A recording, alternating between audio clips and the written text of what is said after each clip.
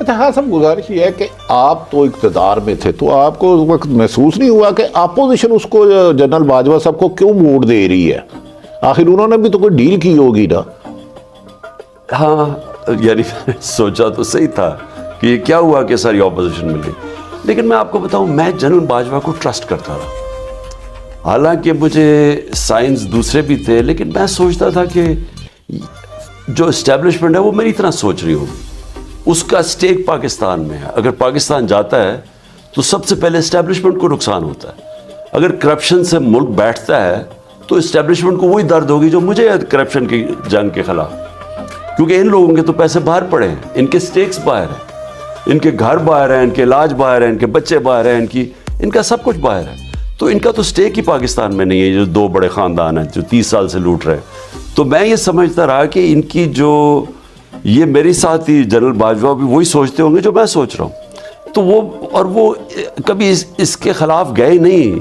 वो इंडिकेशन यही देते रहे कि हाँ मैं भी यही, इनको बुरा भला कहते थे कि बड़े करप्ट हैं, ये मुझे हमारे से बोलते रहते थे। साहब उन्होंने कहा कि आपने कल बयान दिया है कि जनरल बाजवा ने आखिरी मुलाकात में आपके मादी से मुतल्लिक कुछ बातें की, तो इसके और इनके करीबी अजीज़ों के बारे में भी कुछ खासी इंफॉर्मेशन मार्केट में थी, आपको इस किस्म की इतला थी कि वो क्या कर रहे हैं?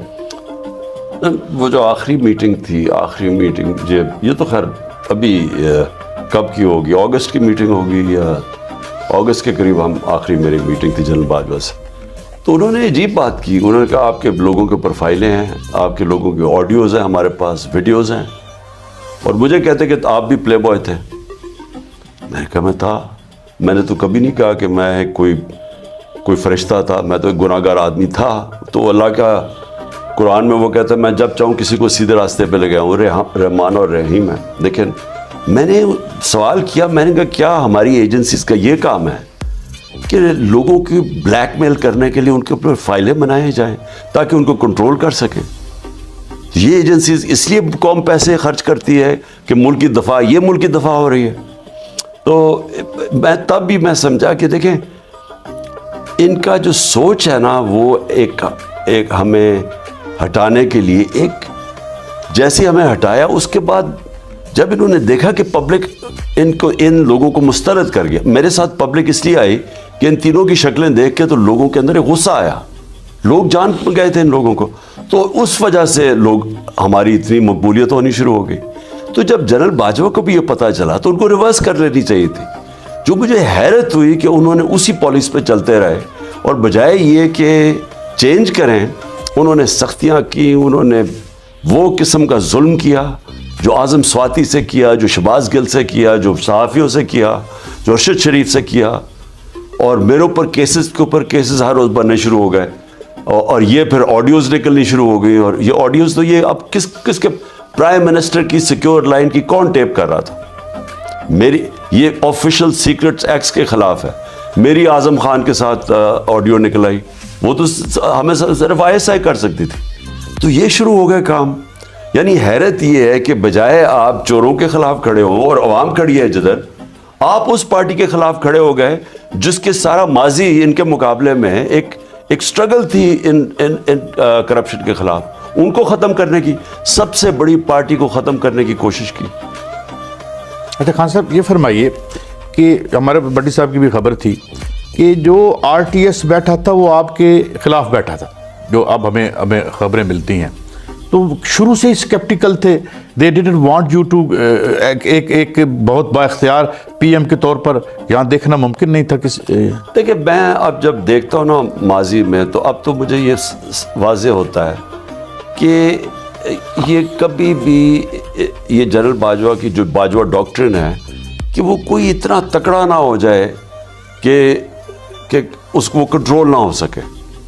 तो ये जो सिंध के अंदर जो पीपल्स पार्टी को खुला हाथ दिया गया, मैं जब वहाँ गया तो चीफ सेक्रेटरी थे, मैं जब कैंपेन करने गया 2018 में, तो उसने कहा जी यहाँ तो सारा टोटल कंट्रोल केयर टेकर के होते हुए टोटल पीपल्स पार्टी का कंट्रोल है, सारा इनके पोलिंग स्टेशन सब कुछ के ऊपर कंट्रोल है।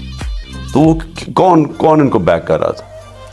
पीपल्स पार्टी जिस तरह बेनज़ीर भुट्टो जब शहीद हुई है उससे ज़्यादा वोट ले गई पीपल्स पार्टी 2018 में, उनके सिंध के अंदर तो तबाही की हुई है इन्होंने। तो ज़्यादा वोट कैसे पड़ गई? तो उसके अलावा हमारे कई कैंडिडेट्स को 50 से हारा, कोई 200 से हारा, यानी लाख लाख वोट में। तो ये जो इन्होंने शुरू किया PDM ने कि जी सिलेक्टेड गवर्नमेंट है, तो मैंने तो पहले दिन ही कह दिया था कि खोल दो इलेक्शन। ये पीछे हट गए। हालांकि 2013 में जब इन्होंने धांधली की तो हमने सिर्फ 4 हल्के मांगे थे। 4 हल्के ये खोलने के लिए तैयार नहीं थे। हमने तो जब इन्होंने हमारे से, हमने कहा खोल दो, क्योंकि इन्होंने 2013 में धांधली की थी। हमने 2018 में, मेरा ख्याल हमें ज़्यादा सीटें मिली थी जितनी उससे जो कि हमें दी गई थी।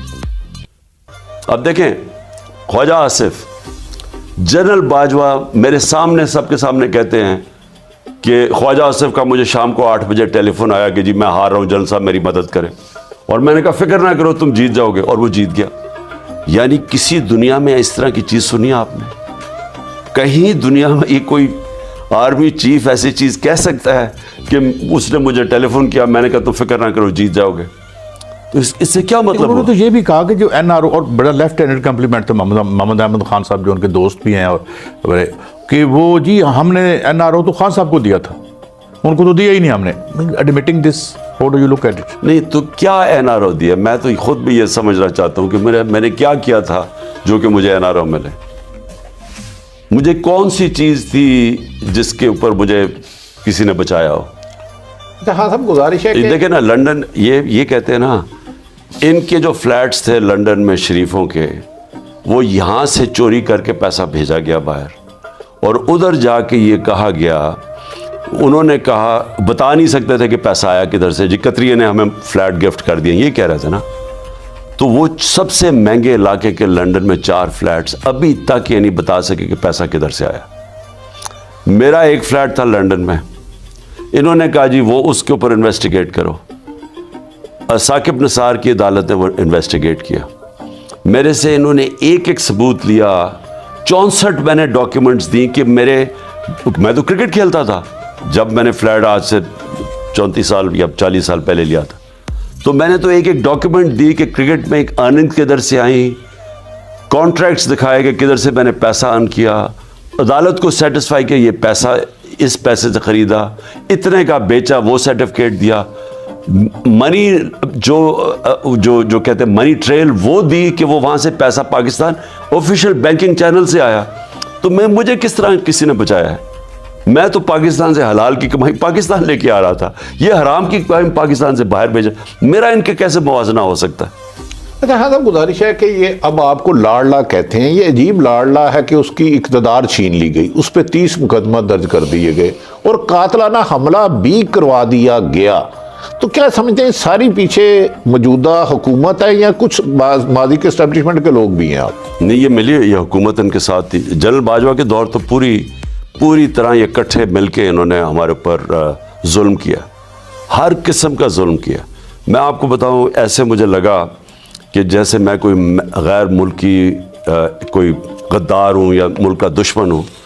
यानी इस तरह मैंने ज़िंदगी में, मुझे तो अब पहली दफ़ा अंदाज़ा हुआ कि जब आपके ख़िलाफ़ स्टेट हो जाए और आपको एक सारी स्टेट की पावर आपके ख़िलाफ़ इस्तेमाल हो, तो वो यानी वो इंसान किस तरह गुजरता है, क्योंकि उसके पास तो कोई जगह ही नहीं रह जाती। उसके पास फंडामेंटल राइट्स जो हैं उसके, वो पाकिस्तान का इंसाफ का निज़ाम वो प्रोटेक्ट नहीं करता। अब मुझे पता है कि 3 ये जो मुझे गोलियां लगी हैं, जो मेरे ऊपर हमला था, अब तो खैर JIT में चीज़ें भी सामने आ जाएंगी, आप 2-3 दिन में देखेंगे कि क्या क्या चीज़ें सामने आएंगी। तो ये वाजे हो गया कि इन्होंने असैसिनेशन मेरे ऊपर प्लान किया। मैंने पहले कहा, 2 महीने पहले कहा कि ये करने वाले हैं, दीनी इंतहा पसंद के नाम पे मुझे कत्ल करने वाले हैं, ये मैं सब कुछ पहले कह बैठा था। मैं अपनी FIR रजिस्टर नहीं कर सका। एक्स प्राइम मिनिस्टर, पार्टी मेरी पावर में पंजाब पुलिस मेरी FIR रजिस्टर करने, मुझे ये बताएं इससे क्या मतलब हुआ? इसका मतलब कि यहाँ जंगल का कानून है, यहाँ कानून की हुक्मरानी नहीं है। यहाँ जो ताकतवर है वो जो मर्जी चाहे कर सकता है। ये अगर मुझे देखें, आप सोचें निचले लेवल पे क्या इंसाफ मिल रहा है मुल्क में, कि अगर मुझे नहीं इंसाफ मिला कि मैं अपनी FIR नहीं रजिस्टर करूँ। जो आज़म स्वाति सेनेटर से एक ट्वीट के ऊपर, ट्वीट क्या किया उसने कि बाजवा ने NRO 2 दिया। बच्चा जानता है कि बाजवा ने NRO 2 दिया है, सबको पता है। उसके ऊपर उसका राइट है सेनेटर का ये कहना, किसी भी जमहूरियत में आदमी ये कह सकता है। उसके ऊपर जो जुल्म किया, जो उसको जलील किया, जो बच्चों के उसके पोतों के सामने उसको जो नंगा करके टॉर्चर किया, उसके पर गंदी वीडियो बीवी को भेजी, इससे ज़्यादा एक माशरा कैसे नीचे गिर सकता है?